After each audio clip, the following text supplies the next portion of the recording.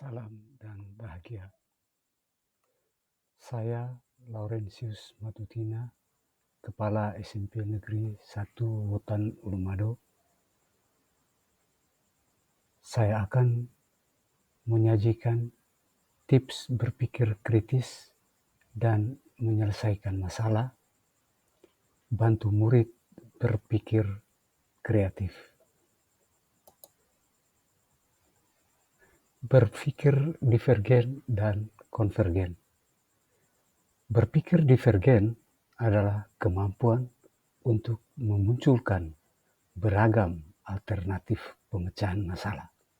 Sedangkan berpikir konvergen adalah proses memunculkan satu kemungkinan solusi pada suatu masalah.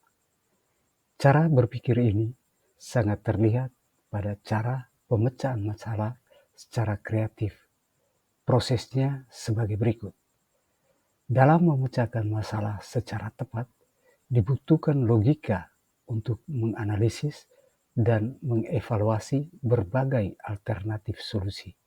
Ini adalah berpikir konvergen. Tapi, untuk sampai pada alternatif solusi yang tepat, kita perlu memunculkan dulu alternatif solusi yang banyak dan beragam. Pada saat inilah kita menggunakan kemampuan berpikir divergen. Makin tinggi kemampuan berpikir divergennya akan memunculkan ragam solusi yang kreatif. Tetapi jika tidak mempunyai kemampuan berpikir konvergen, maka akan percuma saja karena tidak akan menghasilkan solusi yang tepat. Jadi, ada saat yang tepat untuk menggunakan cara berpikir divergen dan ada saat pula menggunakan kemampuan berpikir konvergen. Kata kunci berpikir divergen adalah lancar, orisinal, fleksibel, elaborasi ide. Guru sebagai fasilitator perlu menggerakkan dengan pertanyaan berikut ini. Bagus, apalagi ya? Wah, menarik. Bisa ditambah apa? Cakep, ada ide lain tidak? Supaya kita mempunyai tabungan ide lebih banyak lagi.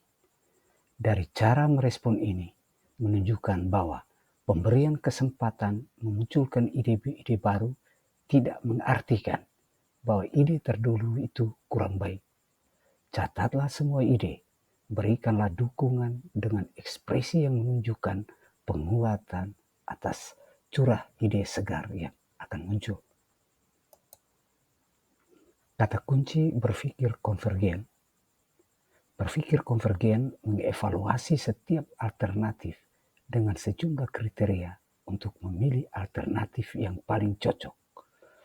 Contoh, siswa yang akan menghadapi ulangan akan ada beberapa alternatif yang dimunculkan seperti mengikuti tes tambahan atau bimbingan belajar, meminta bantuan temannya yang lebih paham mata pelajaran tersebut untuk belajar, mengerjakan soal yang diambil dari internet, mengumpulkan video dari internet atau topik mata pelajaran yang akan menjadi ulangan, berdiskusi dengan teman di grup chat.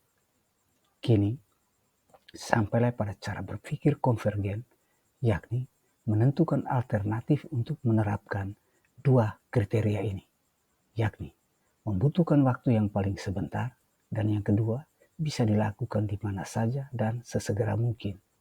Berdasarkan kedua kriteria di atas, maka solusi untuk persoalan di atas yang paling tepat adalah yang pertama, mendiskusikan dengan temannya di grup chat dan yang kedua, mengumpulkan video pembelajaran di internet. Tips, gunakanlah pemikiran divergen sebanyak-banyaknya sebelum pindah ke tahap analisis dan evaluasi ide pemikiran konvergen. Tips pemberdayaan berpikir divergen pada siswa. Berikanlah kepercayaan diri pada siswa untuk selalu mengeluarkan ide atau gagasan yang buruk sekalipun. Pupuklah keberanian untuk menggagas sebanyak-banyaknya alternatif solusi. semua akan mengalir dan ada waktu untuk merevisi gagasan, mengevaluasi, dan menggantikan yang lebih solutif. Gagasan baru bagi diri sendiri dan orang lain. Membangun kreativitas. Kata Runko dan Ziegler tahun 2012 menyatakan bahwa dalam berbagai definisi kreativitas terdapat dua aspek utama yang selalu muncul, yakni originalitas, kebaharuan atau keunikan, dan yang kedua efektivitas, kegunaan, ketepatan, dan kecocokan. Jadi yang terpenting adalah pemikiran kreatif dan produk kreatif. Pertanyaannya adalah bagaimana mencipta produk kreatif dan inovatif itu. Ada dua tips sederhana.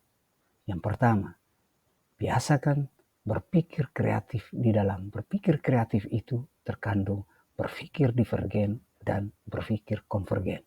Yang kedua, perluas wawasan dengan banyak bergaul, membaca, menonton, mendengarkan, dan berdiskusi. Dengan wawasan yang luas dan otak yang terasah untuk berpikir kreatif, diharapkan ide yang muncul itu betul-betul kreatif dan produk yang dihasilkan betul-betul baru.